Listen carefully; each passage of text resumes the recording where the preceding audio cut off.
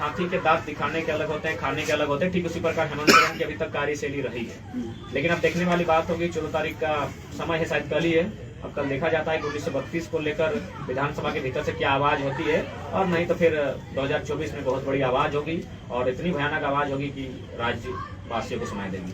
जयराम जी, एक सवाल है, सीधा सवाल है कि बबुआ राज में जो बबुआ मुख्यमंत्री ये खड़े नहीं उतरे। बिल्कुल नहीं खड़े उतरे, एकदम नहीं खड़े उतरे।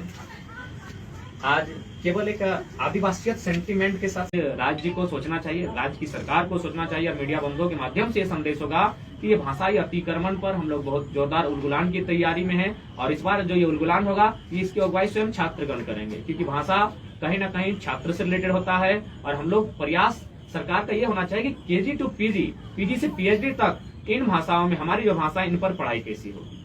आज माननीय शिक्षा मंत्री को भी संदेश देना चाहेंगे कि कोई भी भाषा अगर नष्ट होती है तो उसका सबसे पहला कारण है कि आप उसको रोजगार से नहीं जोड़ पाते हैं।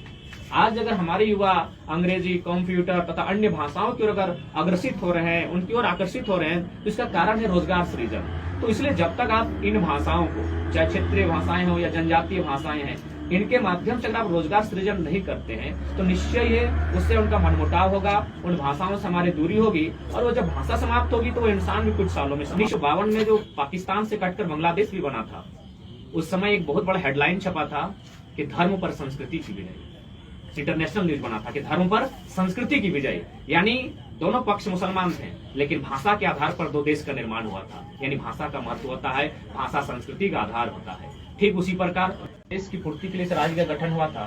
चारों तरफ से सरकार, इससे पूर्ववर्ती सरकारें विफल नजर आ रही है। इससे पहले आज 8 महीने से हम लोग आंदोलन कर रहे हैं। हम लोग जहाँ जहाँ गए, सरंडा के अगर जंगलों में गए तो वहाँ अवैध रूप से वनों के लकड़ियों की कटाई हो रही है। अगर धनबाद के कोयला क्षेत्र में गए तो अवैध रूप से अरबों का कोयला का कारोबार किया जा रहा है। कल गुमला क्षेत्र से आए, वहाँ बॉक्साइट का अवैध कारोबार चल रहा है। यानी चारों तरफ से झारखंड का लूट चल ही रहा था। इसी बीच एक बहुत बड़ी साजिश, गहरी साजिश, सोची समझी साजिश के तहत भाषाई अतिक्रमण, ये आंदोलन जो इसका आगाज हुआ था भाषा को लेकर, आज पुनः हम लोग फिर वहीं आकर खड़े हो गए। भाषाई आंदोलन, कोई भी राज्य बनता है उस राज्य का सृजन का आधार होता है। आज अगर भारत देश की बात करें तो 1953 में सबसे पहले 2 राज्य आमने सामने आए थे, तमिलनाडु और आंध्र प्रदेश। तमिलनाडु तमिल भाषा के लिए सुरक्षित किया गया और आंध्र प्रदेश तेलुगु भाषा के लिए। यानी भारत का जो पहला राज्य बना अलग हिंदुस्तान बनने के बाद, वो भाषा के आधार पर ही बना था। यानी भाषा का महत्व होता है। 1960 में फिर 2 बड़े राज्य आपस में टकराते हैं, महाराष्ट्र और गुजरात। उस समय बॉम्बे राज्य हुआ करता था। बॉम्बे राज्य 2 भागों में बढ़ जाता है, एक महाराष्ट्र बनता है और एक गुजरात बनता है। तो कहीं ना कहीं ये आंकड़े स्पष्ट कहते हैं कि जो नए राज्यों का गठन किया गया उसका मैक्सिमम आधार था भाषा, संस्कृति, परंपरा। उसी उद्देश्य के साथ अलग झारखंड राज्य बना था कि यहाँ की भाषाओं को संरक्षित किया जाएगा, यहाँ की संस्कृति को विशेष संरक्षण दिया जाएगा। लेकिन चूंकि राज्य बनने के बाद यहाँ के हुक्मरान रहे या फिर यहाँ सरकार में बैठे लोग रहे, उन्होंने केवल अपनी सुनी, इस राज्य की कोई सुधि लेने का प्रयास नहीं किया। आज उसी क्रम में मैं सबसे पहले जो भी भाषाएं ऐड की गई हैं उन भाषाओं का एक भाषा नहीं है, अतः मैं अपने राज्य में अंगीकृत अभिक्षेत्रीय और मातृभाषा के रूप में मैं इसका समर्थन नहीं कर सकता, क्योंकि मेरे राज्य का निर्माण ही हुआ था। यहाँ के लोगों के तबके के जो नीचे हैं उन्हें विकास करना है, उसमें भाषा भी महत्वपूर्ण आधार होती है। जिस प्रकार कश्मीर में सेव लगता है, किंतु वही सेव अगर हम तमिलनाडु और केरल की माटी में लगाने जाएंगे तो वहाँ फिट नहीं बैठता है। यानी मिट्टी के अनुसार फसल लगते हैं, मिट्टी के अनुसार भाषा का सृजन होता है। और झारखंड राज्य की माटी में भी बहुत सारी भाषाओं ने जन्म लिया है, जिनमें कई जनजातीय भाषा है, क्षेत्रीय भाषाएं हैं। लेकिन उसके बावजूद वर्तमान में जो परिस्थिति देख रहे हैं भाषाई अतिक्रमण को लेकर, लगातार बिहार और यूपी राज्य की भाषाओं को, कभी कभी बंगाल की तो कभी उड़ीसा की भाषाओं को यहाँ थोपने का प्रयास किया जाता है। इससे क्या होगा कि झारखंड की संस्कृति पतन होगा। और किसी भी व्यक्ति को अगर समाप्त करना है तो बड़े बड़े विद्वानों ने कहा है उस व्यक्ति मार दीजिए, वो इंसान, वो समाज स्वतः नष्ट हो जाएगा। तो स्पष्ट झारखंड को नष्ट करने का प्रयास चल रहा है। इसीलिए आज लोकतंत्र के चौथे स्तंभ के माध्यम से झारखंड की जनता जनार्दन तक संदेश देना चाहेंगे कि आज आप लोग एकजुट होकर अपनी लड़ाई को लड़ें, नहीं तो आने वाले दिनों में हमें एक अपनी सभ्यता, अपनी संस्कृति को अपने स्वयं अपने हाथों से, अपनी आंखों के सामने नष्ट होते हुए देखना होगा। किसी भी इंसान को अगर दमन करना है तो बहुत सारे चीजें होती है, लेकिन आज के दौर में देखा जाए तो 3 चीजों में उसको डैमेज कीजिए, राजनीतिक डैमेज कीजिए, सांस्कृतिक डैमेज कीजिए, आर्थिक डैमेज कीजिए, वो इंसान, वह समाज, वह राज्य स्वतः नष्ट हो जाएगा। राजनीतिक डैमेज हम लोग नहीं हो पा रहे क्योंकि हमारी आबादी है, हमारे विधायक चुन के जा रहे हैं, हम लोग राजनीतिक नहीं होगा। पहली बात मैं स्पष्ट कहना चाहूंगा, एक राजनीतिक व्यक्ति जब वो बात करता है तब वो हिंदू मुसलमान जाति धर्म पर बात करने से बचता है, लेकिन हम लोग आंदोलनकारी है, हम लोग हर विषय पर लॉजिकली बात करना चाहेंगे। सबसे पहले उर्दू की बात करें, आप किसी भी मधु मंसूरी की बात करें या फिर हमारे नागपुरी कलाकार मजबूल खान की बात करें, उन्होंने नागपुरी भाषा में गीत गाया है। यानी उर्दू राष्ट्रीय भाषा है। यदि राष्ट्रीय भाषा को क्षेत्रीय भाषा आप साबित करने में लगे हैं तो फिर कुड़माली, संथाली, मुंडारी इसको अभी नेशनल लैंग्वेज और इंटरनेशनल लैंग्वेज बनाया जाए।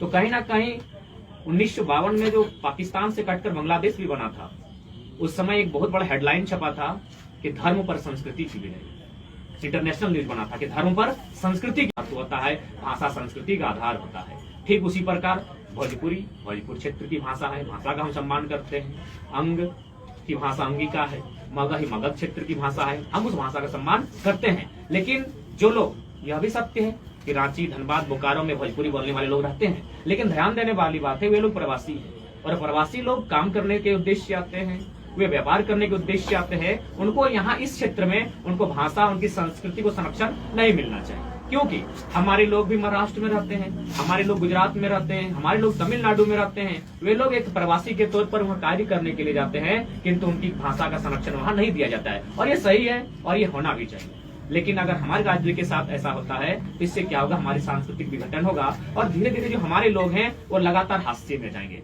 कुछ लोग, कुछ समुदाय, कुछ कबीला तो धीरे धीरे मिट भी रहे हैं, जिनमें असुरी, उनका आप इतिहास देख सकते हैं। असुरी जनजाति जिसने आज लोहा गलाने की प्रथा दुनिया को दिया, आज वो असुरी भाषा भी खत्म हो चुकी है, असुरी जनजाति भी खत्म हो चुकी है। तो इसलिए सरकार को अगर काम करना चाहिए तो झारखंड की जो भाषाएं हैं, चाहे क्षेत्रीय भाषाएं हैं, चाहे जनजातीय भाषाएं, उन पर काम करना चाहिए। लेकिन चूंकि आज भी राज्य को चलाने वाले लोग अन्य राज्यों से हैं, भले मुख्यमंत्री हमारे हैं, लेकिन चलाने वाले लोग अन्य राज्यों के हैं, वे लोग कहीं ना कहीं प्रयास करेंगे कि इस राज्य का विकास ना हो, इस राज्य का। मैंने कभी मीडिया के सामने इन बातों को नहीं रखा, लेकिन मैंने अपनी सभा में अक्सर रखा। मैंने बाहुबली फिल्म का जिक्र किया था, आप लोग भी चूंकि मीडिया जगत के लोग हैं, बाहुबली फिल्म को मैंने जिक्र इसलिए किया था कि बाहुबली फिल्म में जब पहली बार उस फिल्म के अभिनेता और अभिनेत्री का दृश्य को मिलन होता है, उस समय एक पिंडारी शब्द का जिक्र आता है। आप लोग भी गौर फरमाइएगा। तो उस समय जब पिंडारी शब्द का जिक्र आता है, यानी ये केवल फिल्म का काल्पनिक पात्र नहीं है। आज से 220 साल पहले पिंडारी लोग भारत देश में रहते थे, इसी माटी में रहते थे, इसी माटी में खाते पीते थे, लेकिन आज पिंडारी समाज के, पिंडारी कबीला के एक भी लोग नहीं है। कारण उसकी भाषा समाप्त हो गई, कारण उनकी संस्कृति समाप्त हो गई, आज वे लोग भारत से समाप्त हो चुके हैं। तो इसलिए जब एक संस्कृति को दूसरी संस्कृति पर थोपा जाएगा तो निश्चय ही यहाँ के जो लोग हैं, जो यहाँ की भाषा भाषी लोग हैं, उन्हें अपनी भाषा से महत्व कम और दूसरी भाषा की अट्रैक्शन होगा। क्योंकि जो भाषाएं हैं वो कहीं ना कहीं हमसे थोड़ी संपन्न भाषा है, उनके पास साहित्य है, उनके पास सिनेमा है, और आज सिनेमा घर घर है। तो इसलिए उन भाषाओं का हमारे भाषाओं की तुलना में पकड़ और असर ज्यादा है। तो इसका दुष्परिणाम क्या होगा कि जो हमारे क्षेत्र की भाषाएं हैं उनका धीरे धीरे ऑटोमेटिक विघटन होता जाएगा। और ये हम नहीं, यूनाइटेड नेशन ऑर्गेनाइजेशन के आंकड़े कहते हैं, वह रिपोर्ट कहती है कि आने वाले 2050 तक झारखंड की 8 भाषाएं, जिनमें असुरी, बिरजिया, बिरोहरी, मुंडारी, इस तरह की 8 भाषाएं हैं जो स्वतः समाप्त हो जाएंगी, क्योंकि सरकार इस पर पहल नहीं कर रही है, इन भाषाओं पर रोजगार का सृजन नहीं कर रही है, और जो इस भाषा भाषी को बोलने वाले जो नए छात्र हैं, जो पढ़ने वाले युवा हैं, इससे दूरी बना रहे हैं। तो इससे परिणाम क्या होगा कि ये भाषाएं समाप्त होगी। और अगर भाषा पर अतिक्रमण होता है तो निश्चय वह व्यक्ति जीवित होकर भी एक मृत व्यक्ति के समान होता है। तो इसलिए आज तमाम मीडिया बंधुओं के माध्यम से राज्य की जनता को संदेश होगा, एक बृहद उलगुलान की तैयारी करें, क्योंकि झारखंड माटी का निर्माण, इस राज्य के बनने का उद्देश्य क्या था, इस उद्देश्य की पूर्ति में कहाँ चूक हुई है, इस उद्देश्य की पूर्ति के लिए क्या करना है, उसको तय करना होगा। आज बड़े दुर्भाग्य की बात है, इस राज्य के प्रथम राज्यपाल माननीय प्रभात कुमार ने एक कथन कहा था कि जिन परिस्थितियों में और जिन साधन संसाधनों के साथ झारखंड राज्य अलग हो रहा है, आने वाले 20 वर्षों में यह राज्य भारत का नंबर 1 राज्य बनेगा। लेकिन आज शिक्षा की बात करें, स्वास्थ्य की बात करें, कुपोषण की बात करें, रोजगार की बात करें, यह राज्य नीचे से टॉप 3, टॉप 4 पर कायम है। तो इसलिए आज राज्य की जनता को सोचना होगा कि उन्होंने जिस सत्ता को बैठाने का कार्य किया है, आज वो क्या कर रही है। इसलिए सरकार से मांग होगी और विभाग से मांग होगी। जो विभाग आज कह रहा है कि हम क्या कर सकते हैं, आपको जानकारी होनी चाहिए कि भाषा संरक्षण में बहुत सारा फंडिंग होता है,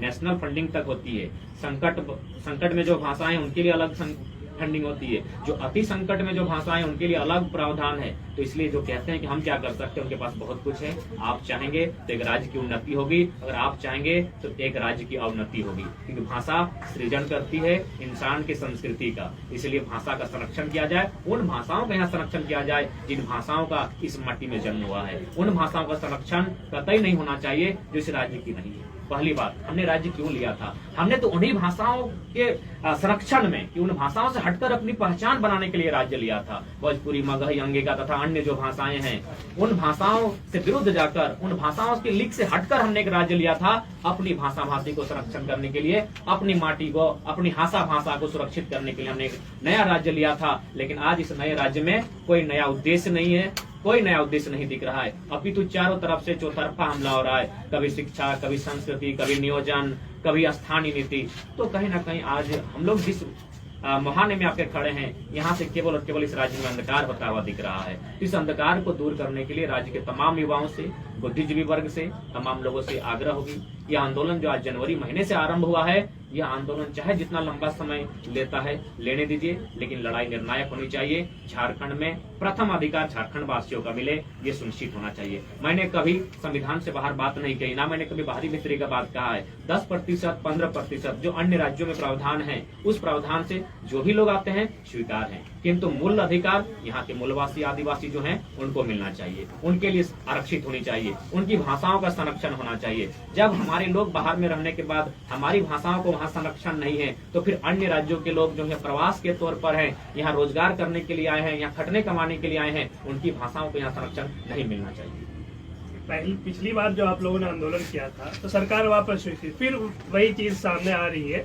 तो कब तक ऐसे चलता रहेगा और किसको आप दोषी मानते हैं, कौन जिम्मेदार है इसको? देखिए, कुछ जिलों में हटा भी था जिन भाषाओं का आप जिक्र कर रहे हैं, लेकिन उर्दू, उड़िया और बंगाली ये तो हटा ही नहीं, क्योंकि उसके बारे में, उसको लेकर आप लोग का जो विरोध था उस देखिए, तरह का विरोध नहीं। देखिए, सबसे पहला बात है कि ये आंदोलन 2 जिलों से प्रारंभ हुआ था। अगर पूरे राज्य के लोग इस आंदोलन से कनेक्ट होते तो सभी भाषाएं हटती। उसके बाद इसे उड़िया का जो मामला आता है, फिर बंगला का मामला आता है, चाहे अन्य भाषाओं का मामला आता है, एक बॉर्डर होता है। बॉर्डर की सीमा पर अगर अन्य राज्य भी हैं और इधर झारखंड, उधर अगर बंगाल है, तो निश्चय ये सीमावर्ती जो 10 किलोमीटर 15 किलोमीटर दायरा आएगा, ये वहाँ के लोग इस राज्य की भाषा को बोलेंगे और इस राज्य के लोग उस राज्य की भाषा को बोलेंगे। तो उसके आधार पर स्थानीय भाषा तय नहीं होती है, उसकी हवा बहती है। तो ठीक उसी प्रकार चूंकि धनबाद बोकारो से आगाज हुआ था, तो वहाँ पर मैंने मगही और भोजपुरी को लेकर विशेषकर लोग काफी उबाल में थे, क्योंकि वह क्षेत्र बंगाल से सटा हुआ है, वहाँ तो भोजपुरी और मगही का सवाल ही नहीं बनता है। तो इसलिए काफी जोरदार विरोध हुआ था, सरकार बैकफुट पर आई थी। लेकिन उसके बावजूद इतना बड़ा आंदोलन होने के बाद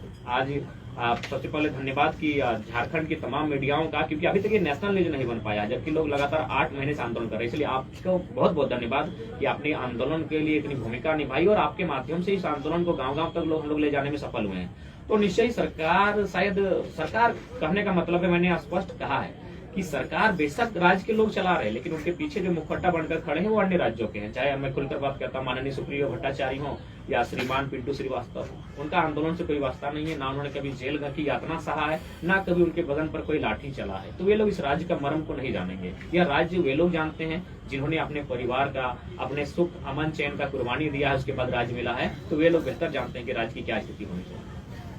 अच्छा, अभी राज्य में जो चल रहा है, जो परिस्थिति है, उसको लेकर क्या कहेंगे? देखिए, राज्य की परिस्थिति निश्चय ही बहुत विकट परिस्थिति है। खासकर मैं कोयलांचल के क्षेत्र से आता हूँ। वहाँ हाल ही 4 दिन पहले एक रात को हम लोग क्रॉस कर रहे थे, देखे मैंने प्रशासन के सहयोग से 10 अवैध कोयला की गाड़ी को मैंने पार किया गया जीपी रोड में। तो चारों तरफ से लूट मची है और इस पर सरकार की कहीं ना कहीं हिस्सेदारी बन रही है। और सरकार की हिस्सेदारी के कारण स्थानीय प्रशासन भी मौन है और चुपचाप धड़ल्ले से लगातार इस राज्य को लूटने में सब तमाशा देख रहे हैं। इसलिए राज्य के युवाओं को संदेश यही होगा कि राज्य आपका है, यह राज्य का निर्माण आपके लिए हुआ है। आप किस प्रकार इस राज्य के भविष्य का निर्धारण करते हैं, ये आपको तय करना है। नहीं, वो बात नहीं है। जो सरकार बुधल आप लोग में ध्यान दे रही है कि अपनी राजनीति के हालात पे ध्यान दे रही है, मेरा सवाल ये है। वो सवाल वो है, देखिए, सरकार यदि उथल पुथल में है तो भाई स्पष्ट है ये सरकार उसके लिए दोषी है। सरकार उथल पुथल क्यों है, इसके लिए सरकार दोषी है।